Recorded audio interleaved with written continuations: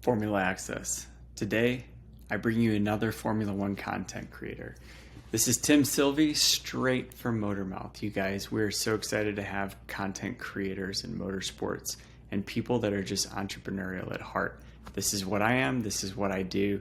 You guys, please bring a warm welcome to a very authentic conversation. Enjoy.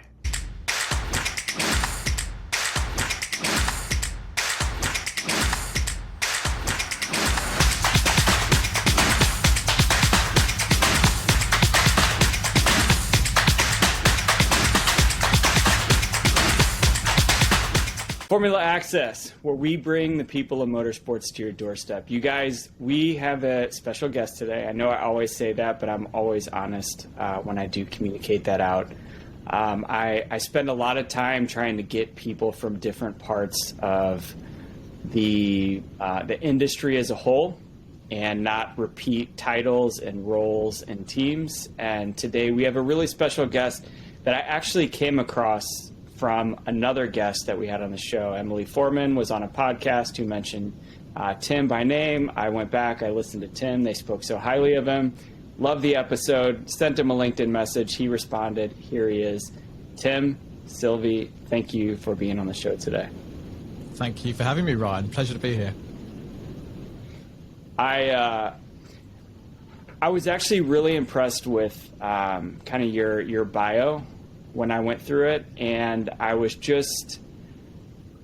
so enamored with the sponsorship partnership piece of motorsports, and I think that's a part of the business that you spend a lot of time in, and I also feel like you are in the content creation piece of the industry as well, and we'll kind of get into that, but you have a really, really cool bio and like a really interesting kind of entrepreneurial story, and I can't wait to share this.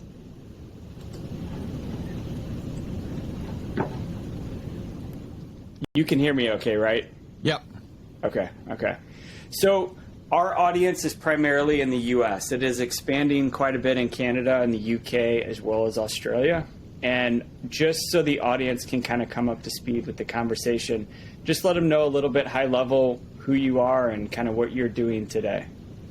Sure. So, I wear a few hats, predominantly in motorsport, but I've worked in motorsport with a focus in Formula One for the last 16 years, mainly across sponsorship, so working with brands who sponsor either Formula One teams, in more recent history, Formula E, and one or two other sports outside of motorsport, but I would say 90% of what I do is within motorsport and F1 and Formula E.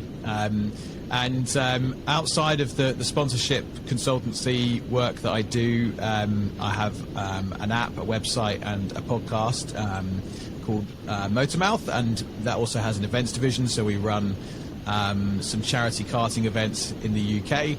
The podcast is everywhere, and that's about 150 episodes in. And the app and the website just serves up news and content and so on, and live race timings and things like that. So all across motorsport, and then randomly I've got with my wife we've got a party. I guess it's like a party bar, like a mobile bar. It's a horse box that we converted into a bar. So if there are any UK listeners out there getting married in the near future, then I'm your man. Come and rent Sybil, the mobile bar. I'll put a show link on there. Okay, so I have to ask. So my wife has a marketing agency, and I do a lot of like help with that, and we've kicked around the idea of me going to just be more kind of an integral role in that company, and it never works out. Like how do you make that work? Well, I guess because so my wife is a wedding stylist, so she takes care of the wedding itself. I'm there as the barman with the bar, and I don't really see her. She's just like, put the bar over there and stay out of my way. So I'm over there running the bar. She's prettifying the venue and looking after the bride. So we keep it fairly separate, so it's manageable. Otherwise, yeah, it could get challenging. I love how you wear 100 hats. I have this like ADD, can't sit still kind of personality, and when things are going good and well and kind of mechanical, I just like drop a hand grenade in something, and same. start something else. I love meeting people that are like that.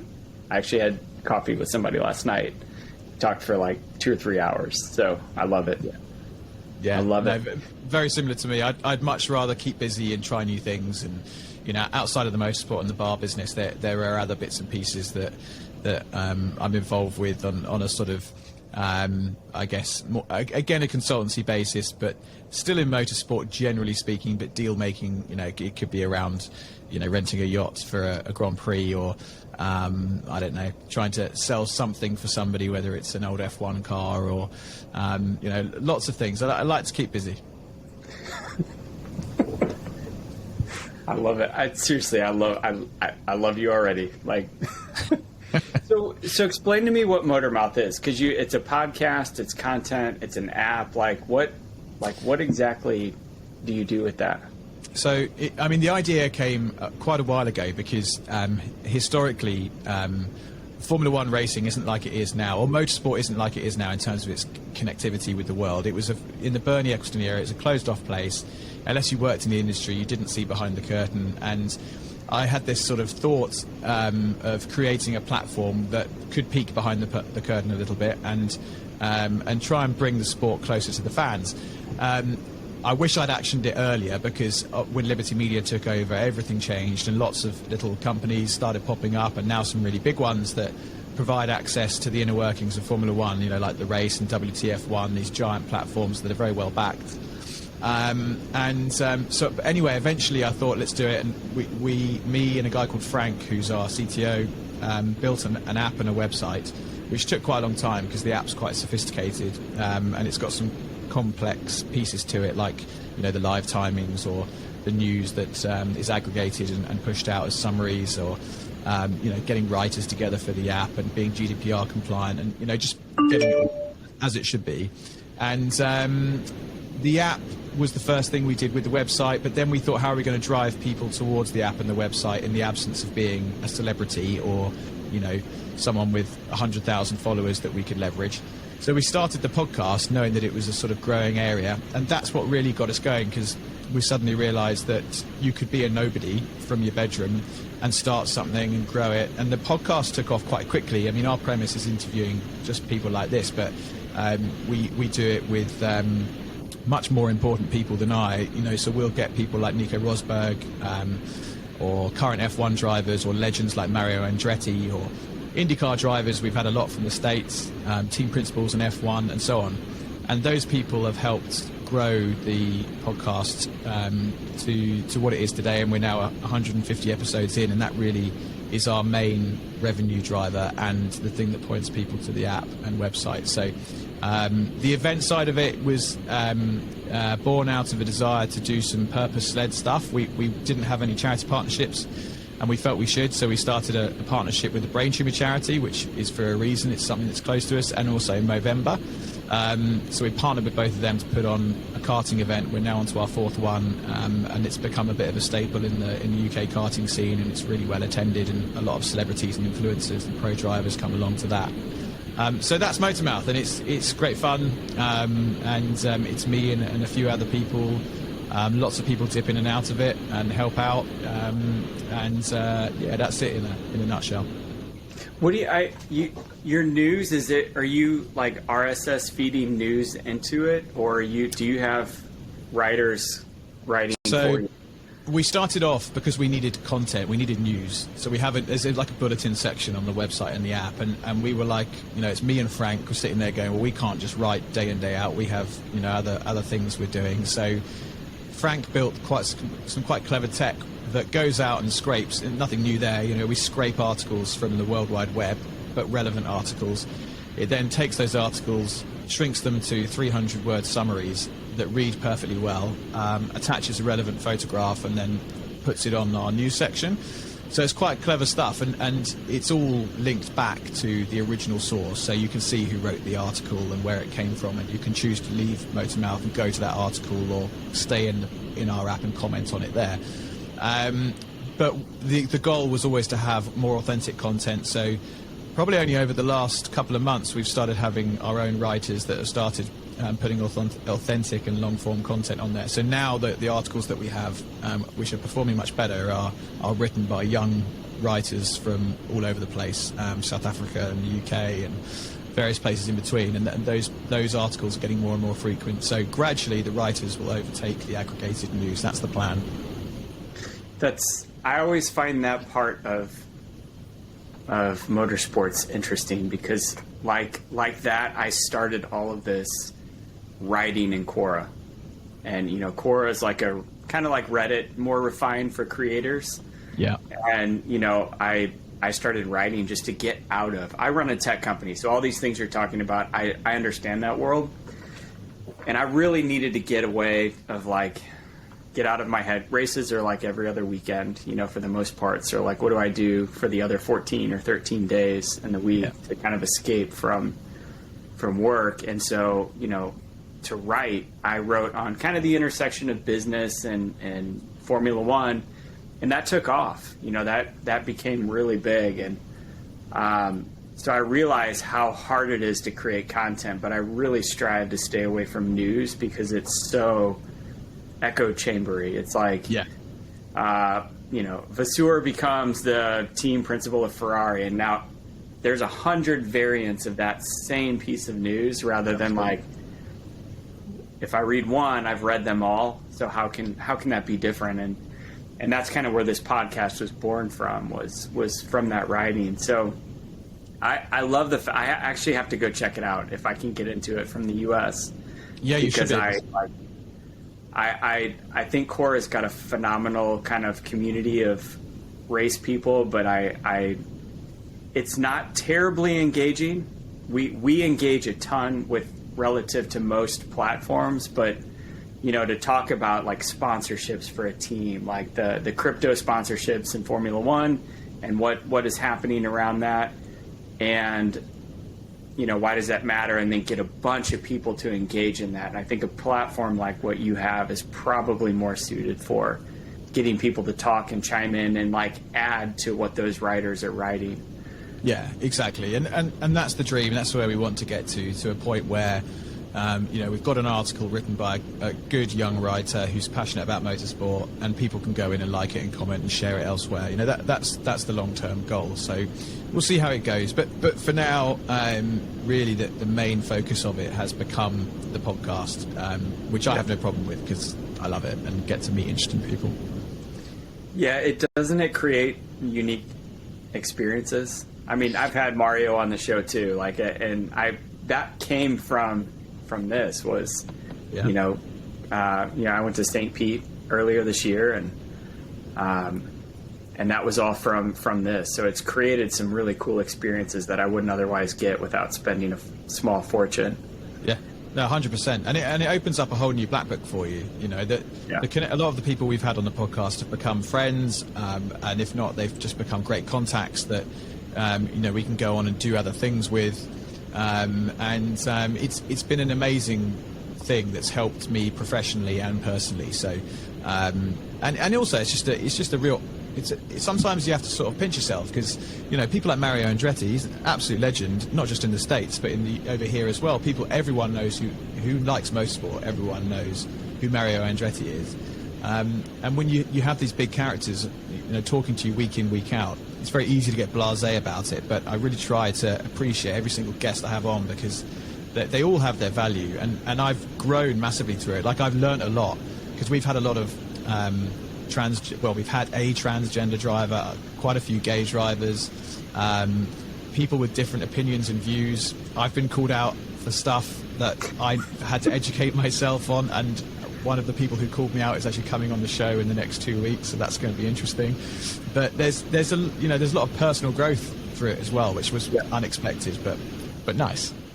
Isn't it healthy though, Tim? The whole world is at each other's throats right now, and to think you can go on a show, have a conversation, and be ignorant of the fact, and I don't know, learn something. And I've had gay people on the show, and I didn't know it until the show started, and it was oh, okay, cool. Yeah, no, I mean, still interested in having you on the show. Yeah, I mean, I've learned so much. I mean, little interesting facts, like the transgender driver we had, Charlie Martin, who's aiming to be the first transgender driver to win Le Mans. She went through the trans change a few years ago and now classes herself as a better driver than she was when she was a man, because her testosterone levels are lower, so she's calmer in the race seat.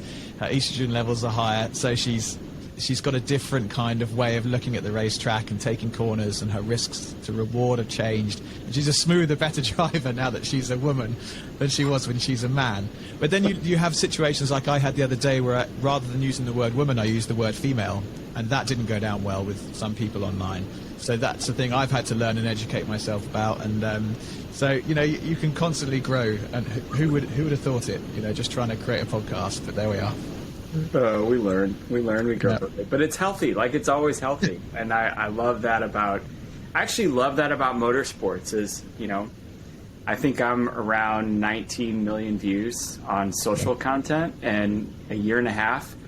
And you get a couple of crazies, but like for the most part, they're just passionate about motorsport. Like, yeah, we have differing opinions and sometimes it's heated, but for the most part, if I don't agree with you, if it's a Lewis fanboy or a Max fanboy and everybody's at each other's throats, like they're generally just like locker room humor, Yeah, exactly. Yeah. Nothing personal. It's just what I'm a fan and that's it. Yeah. So I love it.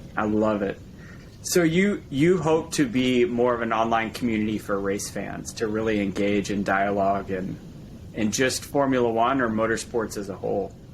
No, motorsports as a whole. I mean, you sort of fall into Formula One a little bit just because of its very nature and how big it's become of recent years. But no, we do everything right down to grassroots motorsport. So we cover everything. I mean, one of our writers was covering the British Touring Car Championship the other day. Another one was doing DTM. Another one was looking at the driver market for next year in Formula One. So it's every motorsport we can think of, and two wheels as well. You can search for MotoGP content and other forms of bike racing on the platform too. So it's a bit of everything, and that goes for the podcast as well. I mean, we've had commentators through to IndyCar and F1 and touring cars, and two wheels we haven't had yet, but all sorts of interesting people on the podcast. Had Willie T. Ribbs, who you're probably familiar with in the States, who was an interesting character. And so, very wide and varied in terms of the sport, the motorsport side. I'm sure he has an amazing story, an amazing past. He was the wrong choice for commentator. Like, it just... Oh, he's done commentary? He has. Like, okay, here's where you correct my ignorance. He's the guy that spoke to the drivers after Miami and COTA, right? No, so Willie T. Ribbs is Willie T. Ribbs is a black racing driver who grew up in an era where it wasn't okay to be a black racing driver, and was one of the most talented drivers there's ever been, but because of the colour of his skin, didn't necessarily get to where he should have got to. There's a show on Netflix about him called Uppity, which is well worth watching, and just a very interesting story. That is actually on my watch list, so I gotta watch that.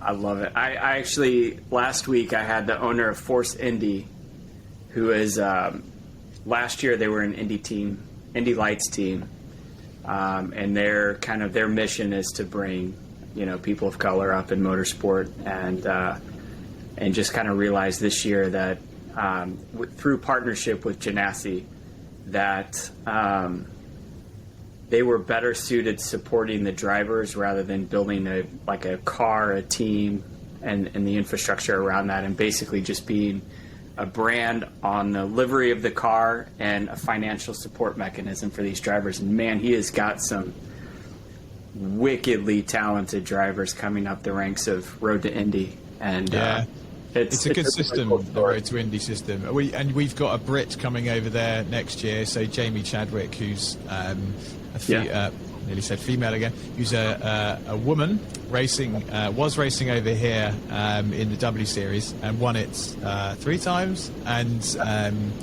her move now is to go across to Indy Lights. It's not called Indy Lights anymore, is it? It's called something else. NXT, I think. Yeah, NXT. So she'll be there on the grid in 2023, so it'll be interesting to see how she does.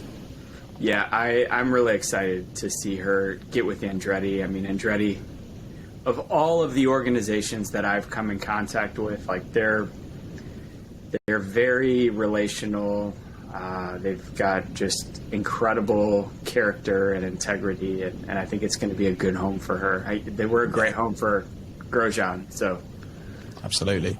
I know a couple of the team sponsors and kind of their driver development group, and they're just all amazing people. Not just because I know them, but because I've had some really great conversations with them, and they really kind of do what they say they do.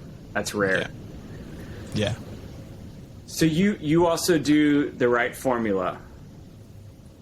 What is that? So Right Formula is a sports marketing agency in the UK in London. Actually, just opened an office in New York, and so I consult with them.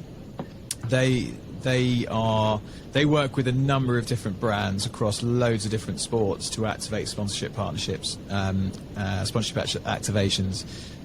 So their remit is a brand will come to them and say we've done a deal, or even Right Formula have helped do a deal to put them into a certain sport.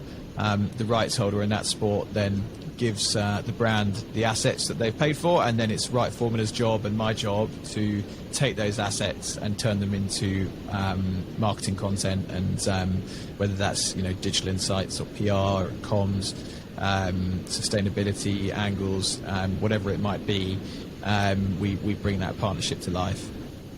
And you said earlier in the show that you mainly work with Formula E and Formula One on that. Yeah, so it's Formula One, a lot of work with Hilton, who sponsor McLaren, and I work with another brand called Handtech Markets, who are a Forex trading company that sponsor the Haas team, and then a couple of other teams in Formula E. Work with Maserati MSG Racing, who used to be Rocket Venturi Racing, have rebranded, so it keeps me very busy on the motorsport front,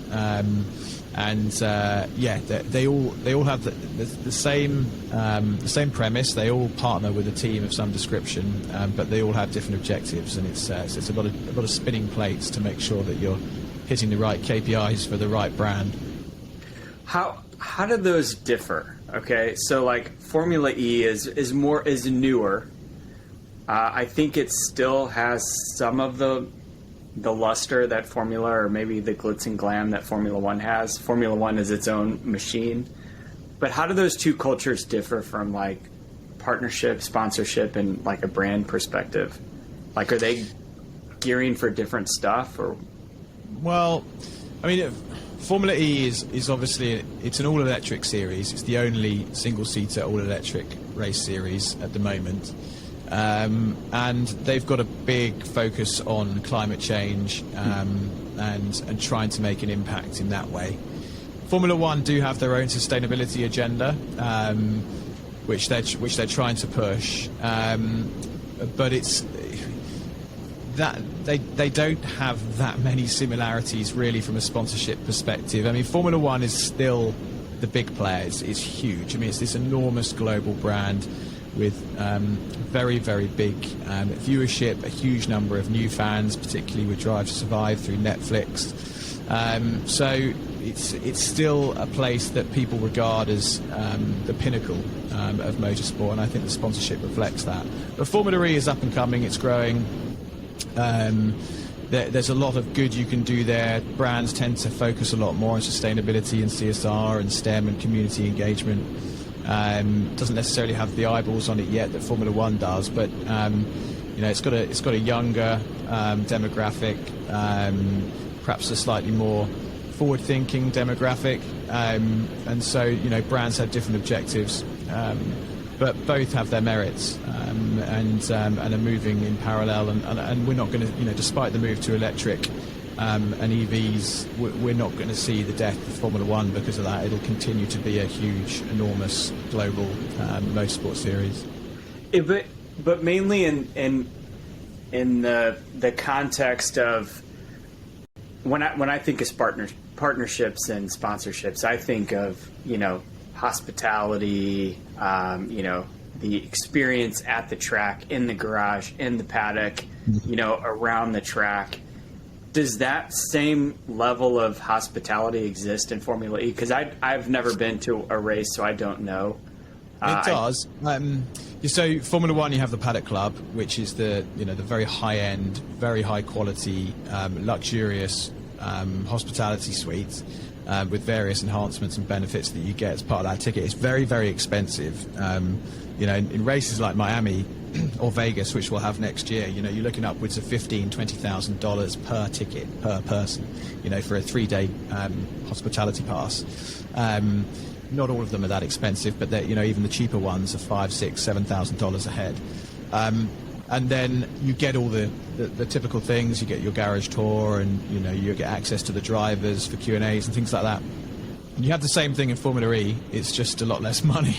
So you can pay a couple of $1,000s and have a very similar experience. It's not quite the same sort of level that you see in Formula One. It's called the Emotion Club. But it's still a very, very pleasant place to be, and you still get the same sort of benefits, access to the pit lane and paddock tours and all the rest of it. So yes, it's still a big part of it. That whole entertaining a client or a prospect and handing them a glass of champagne and doing a deal in the paddock. In Formula One and Formula E, there are similarities there. Does the B2B aspect of Formula E exist like Formula One? I mean, I've been in hospitality, and I know that so much B2B between the partners takes place in that venue. Does the same thing exist in Formula E? Yeah, absolutely. From a hospitality perspective, but also from an integrating technology into the team perspective. There are brands I work with who provide actual gains on track. That could be, a company that can crunch data quicker than someone else. So they'll sponsor a Formula E team and use it as a case study. They'll be like, we put in this technology using our data scientists working with the team engineers to implement some software that is meant to gain of hundreds of a second a lap. That's an amazing case study for a big B2B brand to showcase how they might be implementing technology into the race team, and then how you can apply that into the boardroom. So those B2B elements are there throughout the whole ecosystem, whether it be hospitality, B2B hosting, and or integrating some technology into the team. It's so neat, this kind of new iteration of Formula One, and I guess now Formula E too, because it used to be whatever business widget you had, whatever dollar amount I could throw at you to get that logo on my car is what I took. And now so much of it is centered around partnership integration, cognizant, data, big data, software systems, technology, sustainability, things like that are on the car. Those are actually their vendors, which is neat. Yeah, no, very much so, and that's changed quite a lot even in recent history. I remember when I first started in Formula One, I think the second brand I worked with in F1 was ING Bank, a Dutch bank who sponsored the Renault F1 team from about 2007 to 2008-9. Can't remember exactly when they finished. It was the year that Nelson Piquet Jr. crashed in a straight line in Singapore, controversially, to let his teammate win the race. And but ING Bank did it as a badging exercise. They paid a huge amount of money, tens of millions of dollars, to have their logo on the side of the engine cover. But when you looked at that car, if you go back to the ING Bank sponsorship of Renault days, the cars are a mess. It looks horrible, but immediately that car is ING Bank. You just can't miss it. So they spent a huge amount of money on brand awareness in one of the seasons that they were sponsoring, and they were just give us the biggest logo we can get for our money. And pretty much job done. We'll take a few people to the race, entertain a few people. We might come out with a limited edition Renault F1 credit card or something. But it was very limited in terms of actual creative thinking and activation. Whereas now, it's a tough job being a sponsorship because you need to know PR, comms, digital, marcoms. You know, you need to have a full 360 understanding of how marketing works in order to generate value for the brand. So you were part of that partnership deal with ING? Yeah. I came into it at the end of the deal itself. This is quite early on in my career because I started in 2005. So I think by 2006, 2007, I came into this deal with ING Bank, not really knowing an awful lot about sponsorship, and remember thinking, wow, these are big numbers they're talking about. And then I went on to manage the sponsorship from the agency side. So I was working for ING Bank through an agency. And it was a rude awakening. It was like, wow, this is big time. So went straight into managing that account and all the people that came along with it. It was probably too much too soon, but it was one of those sink or swim moments, and fortunately I managed to get a handle on it. How does a deal like that even come together? I mean, do you cold call banks, or the ING calls Renault and says, hey, I want my logo on your car? Yeah, it could be any of those scenarios, or it could be a passing conversation in the paddock, you know, with some CEO that you're chatting with that is like, oh, this is all very interesting. How much does this sort of stuff cost? And, you know, then one thing leads to another. And back in those days, there was a lot of that. If the CEO liked it, it became a deal. You know, if he was an F1 fan and got off on seeing his logo on the front of a car, then a deal would be struck. Again, now, changed. What is the driver, not the car driver, but what is the driver of value for a deal like that? Is it I want hospitality access? Is it I want my logo on the car for brand recognition? Do I need marketing content? Like, I'm starved for interesting content because people are tired of looking at bank rates on our social media. Like, what? I mean, there are so many drivers. It could be just a brand awareness play, and it's that old school, let's get eyeballs on the brand and create interest through having a big logo and maybe accompany that with some track branding as well. But you can't leave it there. You know, whether you're B2B or B2C, you have to have a bigger picture and a bigger use of that partnership, because you can get some really valuable content. You know, you can create brilliant content, video content with the drivers, for example, because they come as part of a package. You know, you get X amount of driver time throughout the year. So you can use those drivers in all sorts of creative ways, whether it's talking heads or, you know, creating animations out of them, or, you know, creating puppets out of them like McLaren did. You know, there's so many good uses of the assets, and whether that's hospitality or driver time, or, you know, if you're a B2B brand and you really want to focus on the tech, then having access to the head of engineering at the team might be far more important to you than having access to Lando Norris.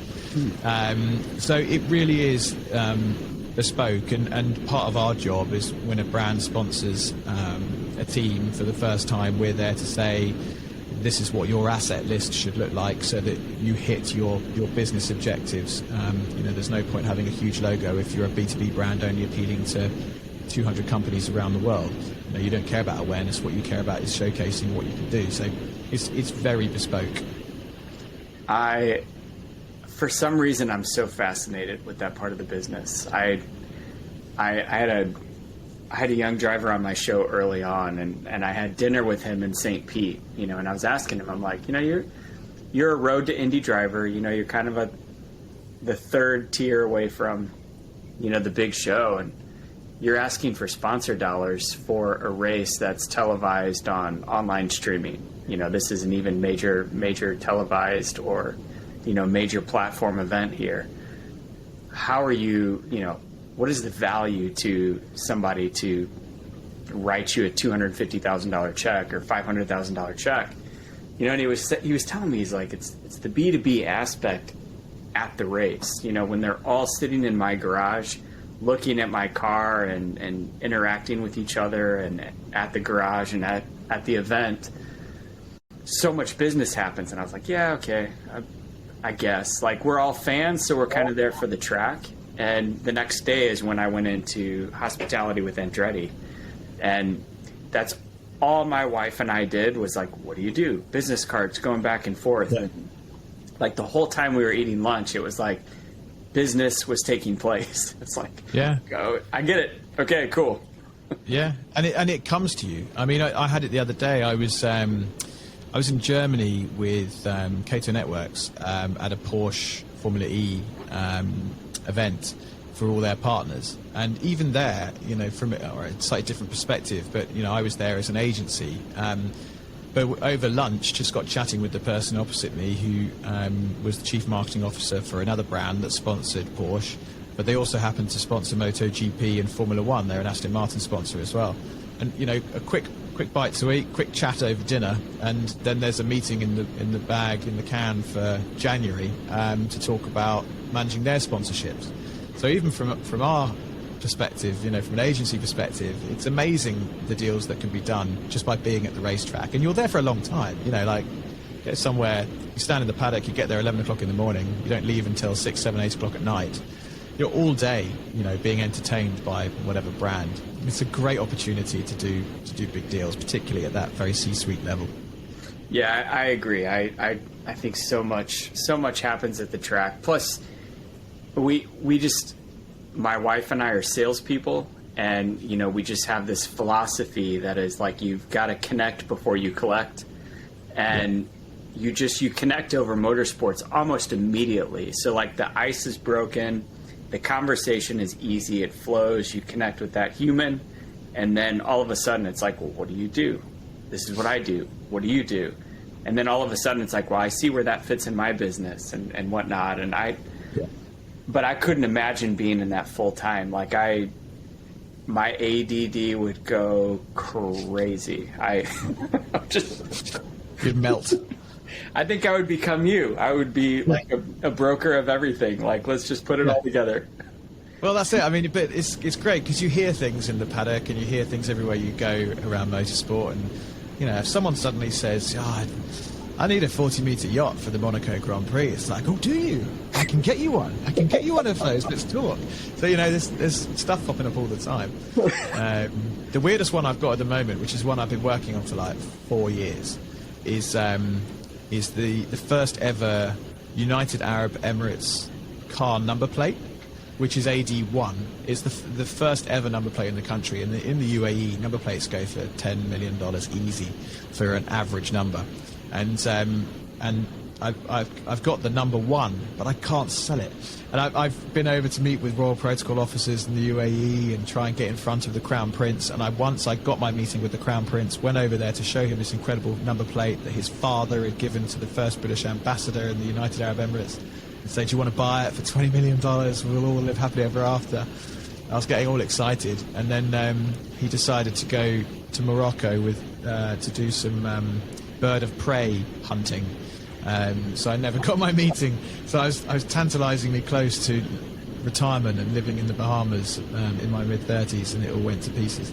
So I'm still trying to flog that. So it's so fun, the stuff you can pick up along the way. Random. I love it. How did you get into motorsports? Like, what's your origin story? Mine's probably a bit different to most people. I think if you're going to get into motorsport, generally speaking, you're either a fan or you know from a very early age that's the direction you want to go in. Like Harry, who does the podcast with me quite a lot, he knew from very young he wanted to be a commentator. So he's been single-minded and focused on that. So he's had one thing to aim for, and he's got it. And now he's doing really, really well. I was the opposite. I didn't know what I would do. I was useless at school, a bit like I am now, jumping around from different things, and didn't really get the whole curriculum in the UK, didn't like the school system, just didn't get on board with it. I had dyslexia, so I struggled. And then when I was I started playing cricket, which is, I know, a completely alien sport to you baseball folks. But I started playing cricket, and baseball's weird as well, and baseball goes on for just as long as cricket sometimes, doesn't it? It's like weird. It goes on for hours. Anyway, so I played cricket with a guy called Jonathan Bodansky, who at the time was quite a big player in Formula One sponsorship. And after I got to know him over several years playing cricket together, I went to university just about, left early, got a job in London in recruitment, as people in the UK tend to do. Don't know what else to do. I just jump into recruitment. Don't get me wrong, some people make a brilliant career out of it, but it wasn't my bag. Anyway, he said one day at cricket, do you want to come and do a 3-month internship at my agency? So I said yes, did 3 months, which turned to 6 months. And I think within about 3 years, I was the director and a shareholder after about 4, and ended up staying for about 6 years, and sort of blooded myself in quite quickly, and found out that somehow I'd landed into something that appeared to be something I was quite good at. And I embraced the whole business of motorsport. Like, I love it. I'm completely obsessed by it. Even when I'm not working, I'm generally reading about it or looking at latest trends and things. So that's where it all started, completely by accident, and I'm very glad it did. I love how I'm the same way. School was not my thing.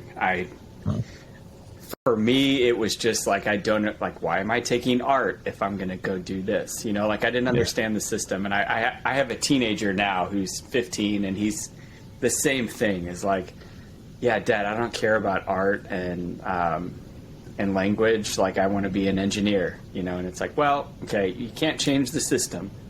You have to thrive in the system. And, you know, it's like, I'm trying to teach him all these things that I dealt with as a kid. And of course, you know, it's right over his head, just like me. Yeah. And but then as an adult, I think you can understand how things work much better. Because I went back and did my degree as an adult, you know, and got a 98% in math, and I'm like, what did I do wrong? Like, what did I miss? You know, I'd have been through the roof, wouldn't even ask questions as a kid. I'd be like, 98? Yes, let's go. You know, now it's like, that's not good enough. What am I missing here? Teachers like, no, I'm the same. Yeah, no, now I get it. But I think, you know, some people have those sorts of personalities where, you know, you don't really get yourself together until you're in your 30s. You know, I don't feel like I knew who I was until 35. I was just like an absolute car crash of a human being just bumbling through. But I think everything that led up to that point was, I was sort of honing myself. Like, I felt like from my early 20s I was a disaster, and I was gradually getting better at learning about myself and what I was good at, what I wasn't, who I should hang out with, who I shouldn't. And it took me a long time to go, okay, comfortable now, sorted. But by the time I sort of found that, and then, you know, the years that followed, I feel like I really sort of gradually over time became I don't want to, it sounds really arrogant, but became an expert in my field, and now I feel extremely comfortable and confident in my area. But I want to learn more than ever now. I'd love to do a degree now if I had the time. I would love to do that now. I feel like, you know, I absorb everything. I love learning now, which was not something I could say for my 18-year-old self. Same way. Yeah. Is your family obsessed with motorsports like you? I mean, wife and kids? Yeah. Are they I've got 3 kids, and because it's on all the time, they are by default fans. So I've got the youngest doesn't get it yet. She's only 2, but Hector, who's just turned 5, he's a big McLaren fan, and Arthur, who's 7, is a big Mercedes fan. And it's funny because they think it's not normal to know. They know about Formula One. They know sprint races. They know qualifying. They know the drivers. They know who's in, who's out for next year. And they go to school and talk about Formula One, and the other kids are like, "What are you talking about? Like, what is this Formula One?" And so the boys get it. They love it. They've been karting, and I think they're going to be part of they'll probably end up doing something in racing, I'd imagine. And my wife doesn't care for it. Take it or leave it. Yeah. Even though she used to work in it, it's where we met. She used to work for Force India years ago. Okay. And worked in Formula One. We met on the Formula One circuit. See, business takes place at the race. Exactly. Family business takes place at the track. Do you kart with your kids, or do you? No, I'm rubbish. I don't bother. I don't even kart in my own karting events. I just stand and watch. Really? I can't do it. Yeah, I'm rubbish. I can't do it. I got depressed because I've been karting a lot, and I've got friends who are racing drivers, and I've tried to follow them on the kart track, and they just disappear. I do what they do. I take the same curbs. I press the same accelerator, and they just disappear. So I'm like, forget this. But I'm okay at cars. I can go quick in a car, like a race car. But karting, I'm hopeless. So I do a tournament with my son every year, and he's, top of the podium in this thing every year, and you know, it's like, okay, Kyle, I need you to show me the lap, like show me the race line. And these karts have brake lights on them, so I can find the brake zones, and he just disappears. I do the same thing, and even in cases where I'm right behind him, I'm still half a second a lap off of his time, and I'm like, how does this happen? We're like, I know. Yeah, my so timer's frustrating. broken. Yeah, I still do it because it's fun. Yeah, no, it's great fun, but yeah, I'm useless. He's got a cheater engine or something, you know, who knows? Yeah. Swine. So I heard on another podcast that you had done that you had spent some time also on the Toyota Panasonic partnership. Correct. Too. Was that a deal that you had put together? You had come in? No, it was. We came in. That was a long-standing client of the guy who I played cricket with. He'd worked with them for 20 years because they've been in all sorts of racing, Panasonic and Toyota. So no, came in, and again just came in at that point. That was my first one. That was 2005.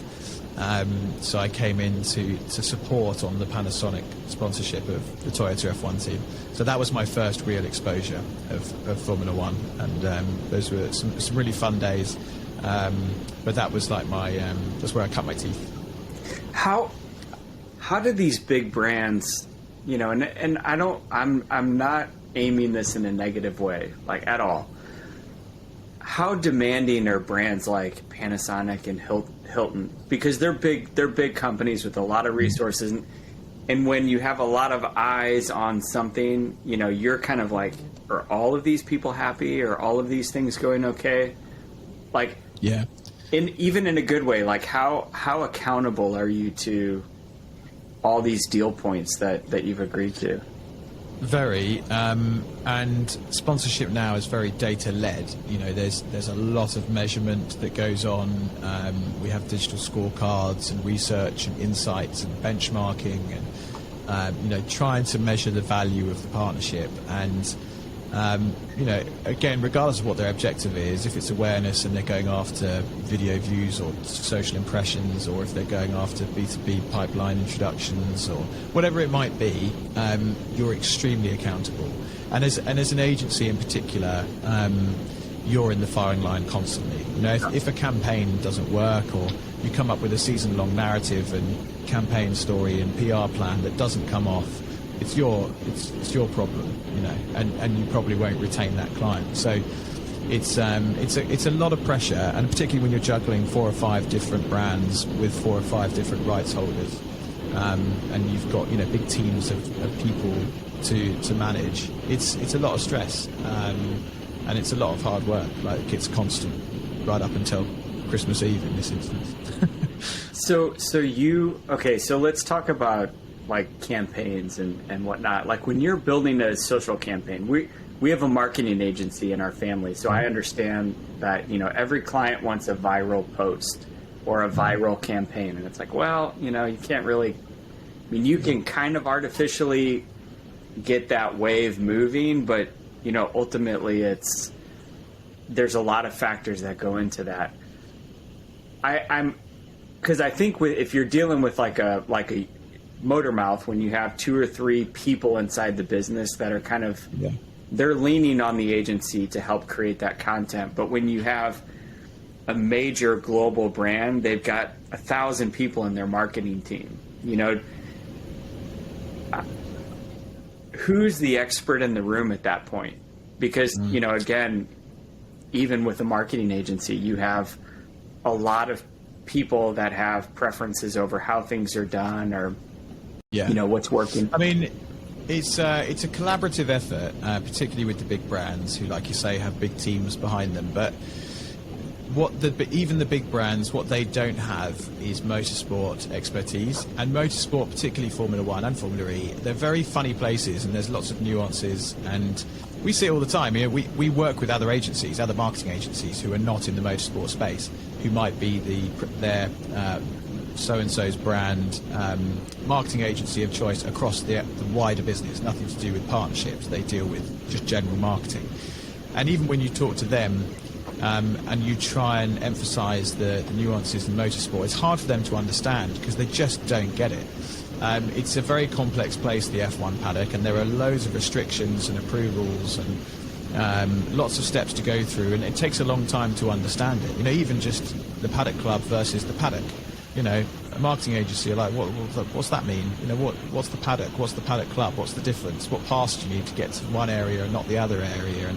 And approval processes can take 2 weeks, and you need content yesterday, and they don't understand why we can't just push it through, but it needs approval from the race team and lawyers and legal people, and it's complicated. And even the big brands, they don't have that expertise, particularly around data that they can pull out of a partnership. So if you take a massive brand, I don't know, like an IBM or something that might be sponsoring some global sport, if you went to their CMO and said, what's the value of your partnership, you won't have a clue.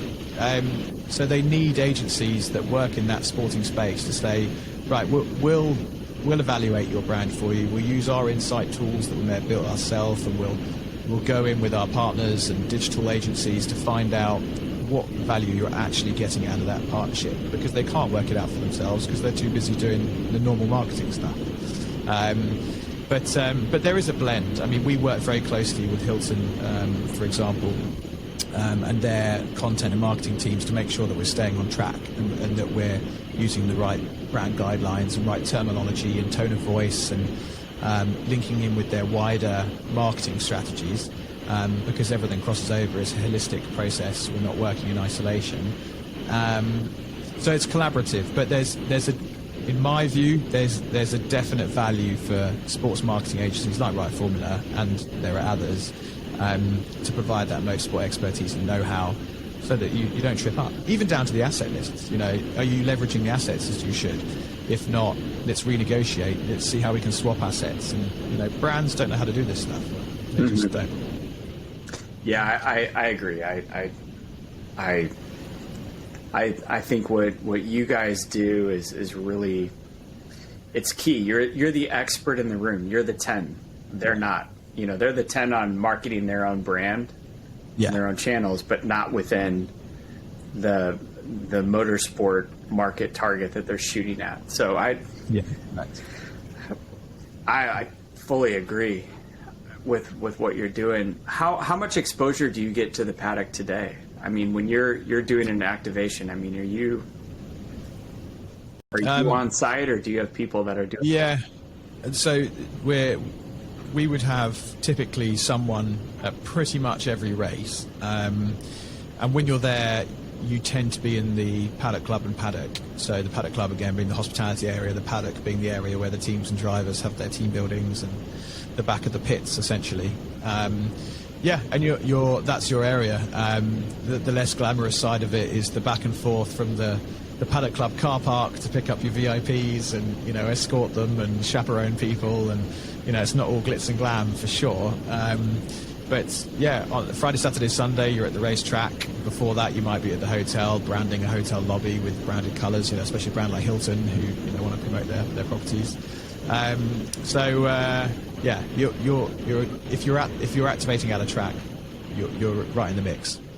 I have a friend that runs a sponsorship for a team, and he is part of the sponsor, and he was telling me, he's like, I'm going to, I think, the Indy 500, and he was just like, I'm overloaded, like, it just so much. I'm like, you're going to the Indy 500, like, that's pretty cool, as a sponsor, and you have all of your premier customers with you, like, that's fun. Like, he's like no, I'm arranging travel, hotels, transit to and from races, I'm entertaining, I'm doing dinners, I'm doing lunches, I'm like, basically their entire 24 hours for that weekend for 3 or 4 days is on my shoulders, And, yeah, absolutely, 100%. Okay. Yeah, it's hard, and even the transportation side of things, that's a skill set that's so underrated. Because if you've got a couple of hundred people coming to a race, and that's you've got a fleet of 50 cars. I mean, coordinating 50 cars in a Grand Prix hosting city where there's road closures popping up everywhere, police escorts, drivers that don't know the city that you've had to drag in from neighbouring towns. It's horrible. Training them, getting them up to speed, branding the cars, making sure they don't disappear at early lunch and leave you standing with a guest outside a lobby panicking. You know, it's that alone is stressful. And then you're doing all the other stuff on top. It's full on. So is it all glitz and glam, or is it just like any other business? Just like any other business. Yeah. The only thing I would say is that you do see some cool stuff. Like, there are moments where you're like, wow, this is awesome. I remember in, I can't remember what year it was, I was at the Abu Dhabi Grand Prix, and it was the year that Jenson Button retired from racing. And I was in the paddock as, coincidentally, totally by accident, and I was in the back of his garage. He crashed out of the race. And came out of the paddock, and there was a whole load of mechanics and, you know, very well-known faces from Formula One forming a line, clapping him. I've still got the video on my phone, and I was right in the middle of it, like, this is cool. Watching Jenson Button retire from Formula One racing, you know, a world champion, everyone giving him a guard of honour. And being up close to it right there, you know, knowing that that's being broadcast all around the world, and you're one of the 40 people that were stood next to him watching it happen is quite special. So there are definitely those moments that, if you're a fan of Formula One and you work in it, you feel very privileged to be a part of. You just totally stole that from my next question. Was like, what is your pinch me moment in motorsports? Was that it, or do you have? I don't think so. I mean, there's been a few moments like that in the paddock, but they've been sort of group moments, you know, like moments with other people where you just happen to be there, or you know, you might interview as part of the job. Some of us do quite a lot of interviewing, so we might do an interview with a race driver in a hotel private room in front of 40-50 clients, and you know, those moments are quite nice. But the moments for me have actually probably been in the podcast, because I think the day we had Nico Rosberg, I was a bit like this is mental. Like, I've got the guy that's just beaten Lewis Hamilton to the Formula One World Championship, one of the most iconic and will go down as, you know, one of the most famous racing drivers in Formula One history, because he's won the title. Raced with Lewis Hamilton, had incredible battles with him, and here he is logging into the podcast, you know, just like this, and you think, God, when did this happen? And, you know, and we're chatting away before we press record, and then we chat for an hour, and we chat a little bit afterwards, and you just think, that was Nico Rosberg. And that's happened a few times with people on the podcast. And then working with Lewis Hamilton was another moment where I was like, what the hell? Like, this is intense. That was a pinch me. I don't get starstruck, but I felt a bit nervous with him. So I guess it's moments like that. It's, you know, meeting these people one-on-one and having very sort of, as you know, with podcasts, it's a sort of, it feels like, even though you don't know how many people are actually going to end up watching it or listening to it, it feels like a personal one-on-one conversation. So, you know, it's a strange thing. So that would probably be my pinch me moments, I think. When people ask me about this show, they always ask, well, what's your thing? You know, and I was like, I meet amazing people, and I record the conversation, and I let a bunch of people listen to it. Like, I think people around motorsports are, you know, not only the most interesting people, but there's so much gold you can scrape off that level of work. And, you know, Nico Rosberg, I've been trying to get Nico on the show for like 3 months. I mean, I've only been doing this for 3 months, so it's like no time. But I want to break that season down. Like, I want to spend an hour breaking race by race. Good luck, because he doesn't want to talk about it. No. That was our plan. Yeah. And you know, what was it really like between you and Lewis? You know, no interest. His life has moved on, and he's a businessman now. And I want to hear his family side. Like, when he's alone in his hotel room, like, what's he doing? How is his marriage and his kids? And like, I think you're a husband and a father. Like, you know, the harmony and balance of, like, you know, even when we were scheduling this, no, I can't do it at that time because that's my family. Like, I get that. And how do you do that when you're traveling around the world? They obviously can't come to you at every race. I mean, if you get Nico on and he talks about that, I'll listen, because I found he was challenging. And it was not easy. So, you know, that would be an interesting one. We've got Anthony Hamilton early next year, which is going to be good. because I think we're going to. It's coincidentally he lives about 10 minutes from where I live. Okay. So I think I'm going to go to his house and record there, and that will be good because I met him through a mutual connection in Miami, and I was like, "Would you come on the show?" He's like, "Yeah, why not? You know, we'll have a few glasses of wine. I'll tell you whatever you want to know." I was like, Yeah. "Good. This will be a good one." So I'm quite excited for him. But Nico was tough. Yeah. But you have to be a tough human to do what he did, and I just. Yeah. I have so many business people around my show and my content that just kind of crave that high performance, mental, just kind of high performing people, and I gotta have that. I'd love to have Anthony on too because I think he is the quintessential dad with no resources, trying to see this like really expensive vision and dream that's obviously. It's worked for him, so I that's maybe you and I can both go after Nico. We'll just Well, I don't know. I don't know if I wanted to go through that experience again. I'm a glutton for punishment, so I'll suffer through that. I'm 10,000 miles away from him, so it should be fine. What didn't you expect in motorsports when you got into it? What surprised you? What surprised me? I guess the intensity of it. I mean, it's not an industry. I think a lot of people want to get into motorsport, especially Formula One, because it's Formula One. Yeah. And there was probably a bit of that in me as well. That at the time when I started, I enjoyed when people asked what you do. Yeah. I probably enjoyed as a 21-year-old or however, or 23, whatever I was, saying, "I work in Formula One. That's so cool." But I quickly realised that it's a proper industry and it's hard work. Like we said, it's not glamorous. It's complicated. It's ever evolving. What's trending now isn't trending in 6 months, particularly on the commercial side of the business. So I think it surprised me how much of a sort of small Formula One ecosystem existed that was so challenging to work in. You can't just jump in there and crack on. It's hard graft, and there's a lot to learn, and I'm still learning. So I think it was a shock in that regard. It was a shock to the system. I wasn't used to hard work. I was used to coasting. Yeah.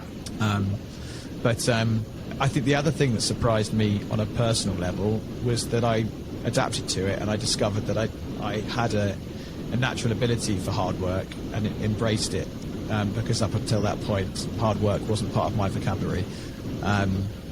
So it was certainly the making of me. So that was the biggest surprise for me, was discovering that I was actually I could actually be good at something. That was a surprise. By the way, and I don't feel like that's like arrogance in any way, because I always think it's special for young people to find what they are truly passionate about. I meet with so many like young people, 'cause you're an entrepreneur. You get that, like you're generally the most interesting person in the room when you're in a social gathering, because it's like, I'm a banker, I'm an attorney, I'm a whatever. Mm-hmm. And while those are all great things, it's like, why I know what an attorney does. I know what a lawyer does. I know what an accountant does. And then you're like, I'm an entrepreneur, or I run my own company. And I never say that, though. Never say that. Like that word in the States, I think, is very much accepted, and like you get a pat on the back. Over here, it's different. It's kind of, I don't know. I think people do think you're being arrogant. If you say, I'm an entrepreneur, they're like, get real. No, you're not. So I struggle with the question. Like at dinner parties with new friends, and they're like, so what do you do? And I don't know where to go with that question, because I don't know. Am I a barman? Am I a sponsorship consultant? Am I a podcaster? Am I a business owner? Am I a contractor, a freelancer? I don't really know. So it's an awkward question. But sometimes I wish I was born in the States. I spent a year there and loved it, because people embrace business and embrace entrepreneurship, even to the point of like, you were an entrepreneur, you went bankrupt, Well, good for you for trying. Yeah. Over here, you're an entrepreneur that goes bankrupt. Your name is mud. Like, you fool, you idiot. You've let everyone down, your family, your kids, yourself. In the States, it's like a badge of honor. Oh, yeah. So, you know, it's a funny word. I don't think I've ever used that word to describe myself, and I don't think I ever will because I'm British. But the thing is I don't answer it. I'm an entrepreneur. I actually answer it like you. I'm like, well, how much time do we have to talk? You know, like, you know, I run a tech company. I have a podcast. I write. You know, we have a family marketing agency. I help out there. I also have kids and a wife, and you know, it's like, you know, and then it just sparks off so much conversation. And young people are like, you know, I think young people most everywhere just have no idea what they want to do. And I didn't. I'm just like you. Like at 30, it was like, I think I got it. And I'm 43 and I still think I have it. And, you know, when they get around somebody that kind of is like chasing something, they just like, they lock in and they want to know. It's really cool. But so on that note, what advice do you have for people that are like, you know, they see Formula One, Formula E as this enormous, intimidating machine. You know, they want to get into it. They don't know how. You know, they don't know what it takes. Like, what advice do you have for somebody entering this industry or career? I think especially in a industry like this, which is niche and closed and small, but that a lot of people want to break into, you've got to stand out from the crowd. And I mean, I get so many connections on LinkedIn from young people who want to work in motorsport, and it's only one or two that you sort of notice for whatever reason. But I don't know. I think either leverage LinkedIn like you wouldn't believe, because I think LinkedIn is a hugely powerful tool for networking and getting ins for motorsport. And I've met, I mean, Emily, I think we met through LinkedIn. I think, and she was very persistent and knew exactly what she wanted, and she was leveraging different people to go and get it, and I've helped her out quite a lot, and people are happy to help. I'm happy to help people. I'll always try and help people, but you've got to be asked. And so I would say just ask, just pick up the phone. I think one thing that I've noticed with young people, and this is a sweeping generalization, and is I'm not saying all young people are like this, but what I've discovered is that people are great on Twitter. They might be brilliant on TikTok and Instagram. Even talking to camera, they're great putting videos up on Instagram. You ask them to call you and have a conversation, and they collapse in a heap and melt into a puddle. Right. And I think that some of the art of just finding a phone number and picking up the phone and dialing it and calling somebody and saying, you don't know me, but I would love to come and tour your factory or come and sit down with you in a coffee shop for half an hour and just ask some questions about the industry. There's not enough of that. Yep. And I find the people that do that are the ones that break through. Like Harry, the guy I work with. Yep. You know, he would stalk out places to find the right person to talk to and grab them when they left a building, or phone and phone and phone until they just can't ignore his calls any longer. And in an industry like ours, where it's so hard to get into, I think you've got to grab the bull by the horns and go for it, and not hide behind a CV sent to an inbox, which is what 99% of people do.